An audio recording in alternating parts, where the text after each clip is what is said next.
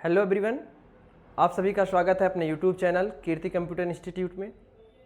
जैसे कि पिछले 2 वीडियो में आपको कंप्यूटर के बेसिक्स के बारे में बताया गया था, पार्ट 1 पार्ट 2 में तीसरा वीडियो लेके आपके लिए आए हैं, वो भी बेसिक का है पार्ट 3 के अंतर्गत, जिसमें आपको कंप्यूटर के जो जनरेशन्स हैं, कंप्यूटर की जो पीढ़ियाँ हैं वो किस प्रकार विकसित हुई, उनके बारे में जानकारी यहाँ उपलब्ध कराई जाएगी इस वीडियो के माध्यम से।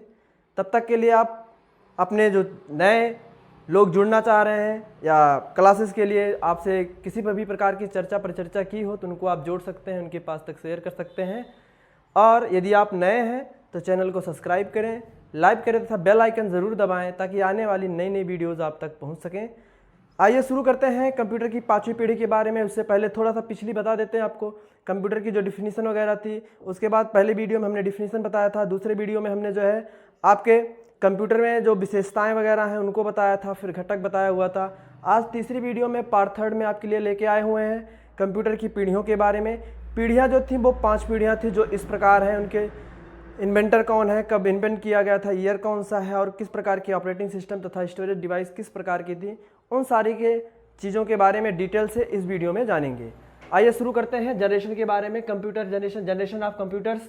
कंप्यूटर की जो पीढ़ियाँ थी वो निम्न प्रकार की थी। देखिए पांच पीढ़ी थी, first generation, second generation, third generation, fourth और फिफ्थ जनरेशन। पहले जनरेशन की क्या विशेषताएं थी, पहले जनरेशन में कौन से कंप्यूटर बने थे, उसमें देखिए पहले जनरेशन में आपको कल के वीडियो में हमने बताया था इन कंप्यूटरों के बारे में, इन कंप्यूटरों के डिटेल के बारे में, जिनमें आपको एनिक, एडवाक, यूनिवाक, IBM 701 वगैरह के बारे में हमने बताया था। पहले जनरेशन जो थी वो 1945 से 56 के बीच तक चली, मतलब जो कंप्यूटर विकसित हुए बने उनमें जो डेवलपमेंट हुई वो इन ईयर के बीच में हुआ और इनमें एनिक वगैरह बनाया गया था। इन कंप्यूटरों के बारे में हमने डिटेल से बताया था। यदि आप इनके बारे में नहीं जानते हैं तो आप मेरी पिछली वीडियो देख सकते हैं।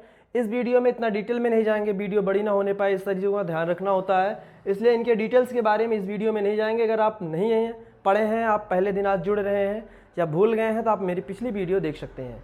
देखिए पहले जनरेशन में एनिक, एडवाक, यूनिवाक, IBM 701 बनाई गई थी जो 1945 से लेकर के 56 वर्ष के बीच, मतलब लगभग जो है आपका यहाँ से 9 वर्ष का समय लगा था इनके डेवलपमेंट में, या इन जनरेशन का जो युग रहा कहा जा सकता है। जो जनरेशन की समय सीमा थी वो लगभग 9 वर्षों की रही, जिसमें आपका जो स्टोरेज के लिए और स्विचिंग के लिए देखिए वैक्यूम ट्यूब का प्रयोग किया जाता था, स्टोरेज के लिए मैग्नेटिक ड्रम का प्रयोग किया जाता था पहले जनरेशन में, और लैंग्वेज जो थी वो मशीन लैंग्वेज थी, मतलब वो आपके किसी भी प्रकार की विशेष कोडिंग नहीं होती थी, जो मशीन बनाई गई थी वो उस लैंग्वेज में ट्रांसलेटेड होती थी। ठीक है, दूसरा आपका जो है, और इसके जो खोज करता है, मतलब इस जनरेशन में जिन्होंने काम किया था, जो इनके इन्वेंटर हैं, वो पीछे हमने इन कंप्यूटरों के बारे में बताया था, वो है आपके JP अकार्ट एंड जॉन मुचले। ना कल ही हमने बताया था कि JP अकार्ट एवं जॉन मुचले जो है इन कंप्यूटरों के खोज करता थे। दोनों ने मिलकर के पहले जनरेशन में काम किया और लगभग 9 वर्ष तक अपना समय दिया, जिसमें वैक्यूम ट्यूब को बनाया और स्टोरेज के लिए आपका मैग्नेटिक ड्रम तथा भाषा जो अप्लाई की गई उन जो है डिवाइसों पे वो आपकी क्या थी, मशीन लैंग्वेज। सेकेंड जनरेशन जो है, सेकेंड जनरेशन आपका वो चला 1956 से 63 के बीच तक। ठीक है, और उसमें आपके IBM 1620, IBM 7094, CDS 1604 इन कंप्यूटरों को विकसित किया गया था। इनके लिए आपका जो इनके स्विचिंग का मोड था, इनको जो स्विच करने का टेक्निक था, ये स्विचिंग टेक्निक जो है वो आपका ट्रांजिस्टर था इसमें। ठीक है, और स्टोरेज के लिए इसमें मैग्नेटिक कोर, मैग्नेटिक डिस्क तथा मैग्नेटिक टेप, इन चारों चीज़ों का प्रयोग किया जाता था, तथा भाषा जो थी वो असेंबली लैंग्वेज थी। अगला इनके जो खोज करता है, मतलब इस जनरेशन में जिन्होंने काम किया था वो थे विलियम शॉकले। वो विलियम शॉकले जी ने पूरी तरीके से काम किया हुआ था इस जनरेशन में। और इसमें जो आपका है एक चीज़ और होती है, इसमें आपकी ऑपरेटिंग सिस्टम्स जो इन ईयर्स के बारे में, इन जैसे मान लीजिए फर्स्ट जनरेशन आपका है, फर्स्ट जनरेशन में अगर ऑपरेटिंग सिस्टम की बात कर दी जाए कि ऑपरेटिंग सिस्टम कौन सा प्रयोग किया गया था, तो इसमें आपका पहले वाले में बैच ऑपरेटिंग था, बैच ऑपरेटिंग सिस्टम, और सेकंड वाले में आपका batch multiple programming operating system. ठीक है, मल्टीपल प्रोग्रामिंग ऑपरेटिंग सिस्टम का प्रयोग किया गया था सेकंड जनरेशन में। थर्ड जनरेशन आ जाते हैं। थर्ड जनरेशन आपका जो है चला जो वर्ष था वो 1963 से 71 के बीच चला, मतलब सेकंड जनरेशन 1963 में समाप्त हुआ, फिर ये शुरू हुआ 71 तक चला। और इसमें आपके IBM 360, हनीवेल 600, PDP, IBM 370 आदि कंप्यूटरों को बनाया गया। इन कंप्यूटरों को जो है स्विचिंग मोड के लिए IC का प्रयोग किया गया, मतलब इंटीग्रेटेड सर्किट का प्रयोग किया गया, और स्टोरेज के लिए केवल और केवल मैग्नेटिक कोर को बनाया गया और इसकी कैपेसिटी इसकी अपेक्षा ज़्यादा बड़ी की गई, मतलब इनके स्टोरेज की क्षमता को बढ़ाया गया। और इसमें जो लैंग्वेज लाया गया उसमें हाई लेवल लैंग्वेज, मतलब HLL का मतलब हो गया हाई लेवल लैंग्वेज, और कोबोल का मतलब कोबोल और प्रोटॉन 2 लैंग्वेज और ऐड किए गए थे इसमें, जो आपके फोर्ट्रान और कोबोल को in language high level language को जो है आसानी से लिखने के लिए प्रयोग किया गया। और इसमें जो ऑपरेटिंग सिस्टम का प्रयोग किया गया, इसमें आपका जो है real time sharing operating system का प्रयोग किया गया। इसमें जो है real time sharing operating system का प्रयोग किया गया थर्ड जनरेशन में। और इसके जो खोजकर्ता थे वो जैक किल्वे थे, ठीक है। इन्वेंटर यहाँ लिख देते हैं आप लोगों के लिए कि इसके इन्वेंटर जो थे वो आपके कौन थे, जैक किल्वे।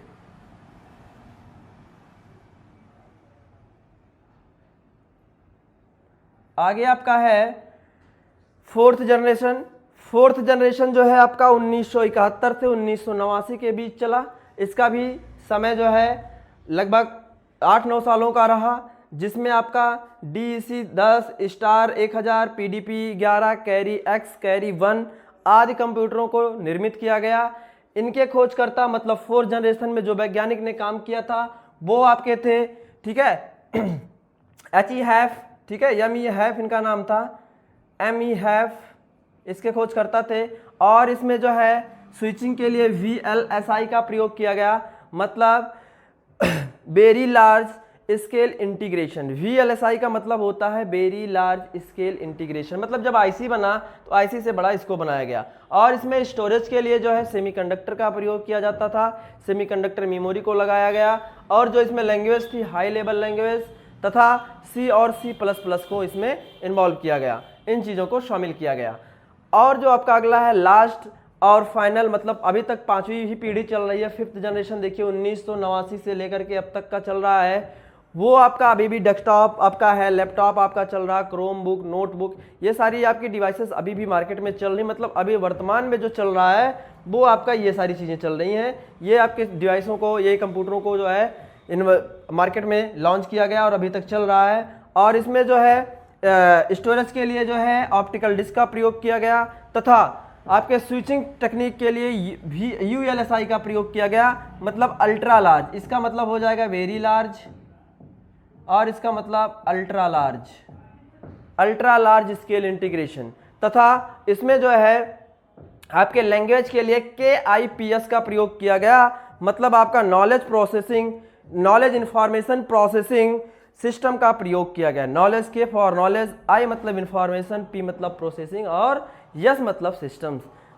कुल मिलाकर के आपकी जो जनरेशन थी उनके विकास, मतलब आज हम जो उपयोग कर रहे हैं नोटबुक, क्रोम और सारी चीज़ें, उनके लिए जो है हम अब इतने वर्षों तक का, मतलब वैज्ञानिकों के इतने वर्षों तक के लगातार मेहनत की है कि हम आज डेस्कटॉप, नोटबुक, क्रोम जैसे छोटे छोटे कंप्यूटर या मिनी कंप्यूटरों को उपयोग कर रहे हैं।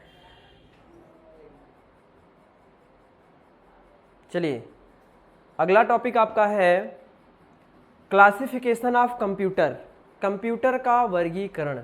मतलब जब कंप्यूटर आपका विकसित हो चुका था, कंप्यूटर जब आप उपयोग में ला रहे हैं डिजिटल रूप से, सुपर कंप्यूटर आज चीज़ों को आप जब अपने उपयोग में ला रहे हैं तो उनको उनके कार्य क्षमता के अनुसार जो है, आकार के अनुसार तथा उद्देश्य के अनुसार अलग अलग भागों में बांटा गया कि कौन से कंप्यूटर किस कार्य के लिए विशेष रूप से उपयोगी सहायक होंगे, उपयोगी सिद्ध होंगे, उनको उपयोग करने में आसानी होगी, तो उनको ये अलग अलग श्रेणियां दे दी गई हैं, जिसमें आपका देखिए 3 श्रेणियों में बांटा गया।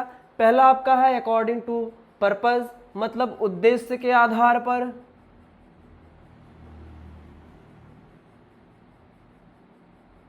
दूसरा आपका है अकॉर्डिंग टू वर्क, मतलब कार्य के आधार पर।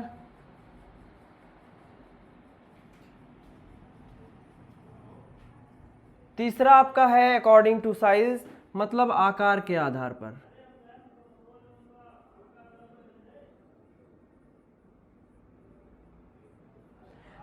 देखिए जो पहला आपका है उद्देश्य के आधार पर, उद्देश्य के आधार पर मतलब जो कैसा उद्देश्य है, बड़ा काम करने का उद्देश्य है, छोटा काम करने का उद्देश्य है, या कुछ वीडियो सुनना है, ऑडियो सुनना है, वीडियो देखना है, कुछ भी जो उद्देश्य आपका है जिस प्रकार का है उसको यहाँ बांटा गया।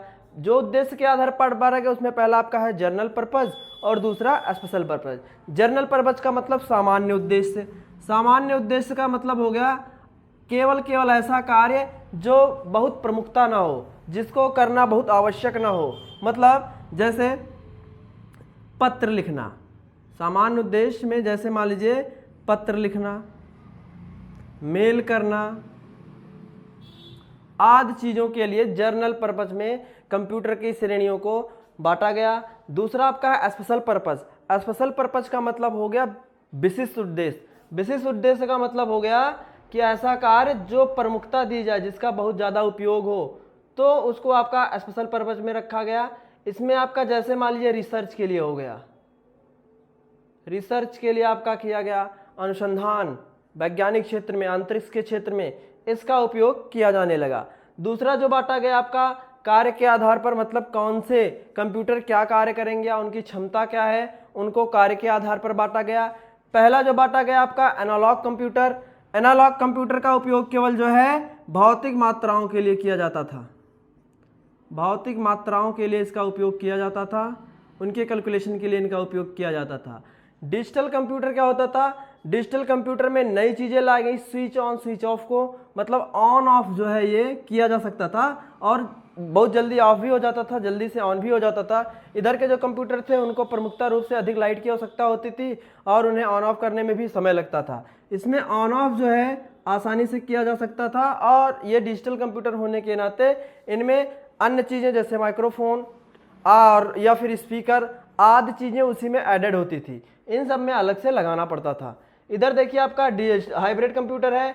हाइब्रिड कंप्यूटर क्या था, इन दोनों का मिश्रित रूप, मतलब डिजिटल और एनालॉग को मिला करके जो है हाइब्रिड बनाया गया था। जो कार्य ये दोनों करते थे हाइब्रिड वो स्वयं अकेले करता था, मतलब इसमें आपका एनालॉग प्लस डिजिटल दोनों मिला करके जो है आपका हाइब्रिड को बनाया गया था। तीसरा आपका जो है वो है अकॉर्डिंग टू साइज, मतलब आकार के आधार पर। आकार के आधार पर कंप्यूटर को देखिए मेन रूप से 4 भागों में बांटा गया था। पहला है micro computer, mini computer, main frame computer और सुपर कंप्यूटर। माइक्रो कंप्यूटर मतलब छोटा कंप्यूटर, माइक्रो मतलब बहुत छोटा कंप्यूटर। इसके अंतर्गत जो है आपका laptop, palm top, tablet, notebook, Chromebook आदि चीज़ें आती हैं। और मिनी कंप्यूटर इससे थोड़ा सा बड़ा होता था। जो आपका जैसे पीसी वगैरह आते थे वो मिनी कंप्यूटर, लैपटॉप वगैरह आते थे वो मिनी कंप्यूटर के अंतर्गत आते थे। मेन फ्रेम कंप्यूटर में जो है इन दोनों कंप्यूटरों को असेंबल किया गया था। इन दोनों कंप्यूटर का जो प्रमुखता भाग था, मतलब दोनों को एक साथ उपयोग कर सकते हैं, मतलब फोल्डिंग वगैरह की जिसमें सुविधा थी, जिनको उठा करके एक स्थान से दूसरे स्थान तक मूव करा सकते थे, वो मेन फ्रेम कंप्यूटर थे।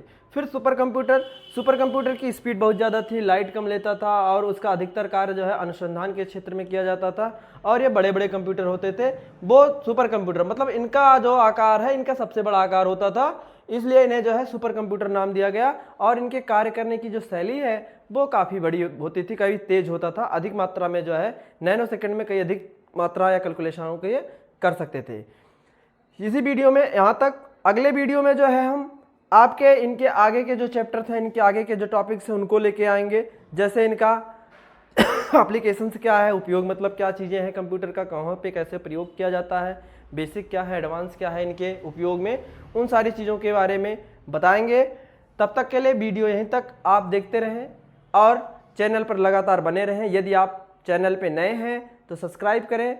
यदि आप चैनल पर आगे की वीडियो पाना चाहते हैं तो बेल आइकन दबाएं तथा अपने लोगों के पास शेयर करें, ताकि अधिक से अधिक मात्रा में लोगों तक इस कंप्यूटर के क्लासों को पहुंचाया जा सके और हमारा जो भारत है वो आत्मनिर्भर बन सके। तब तक के लिए धन्यवाद।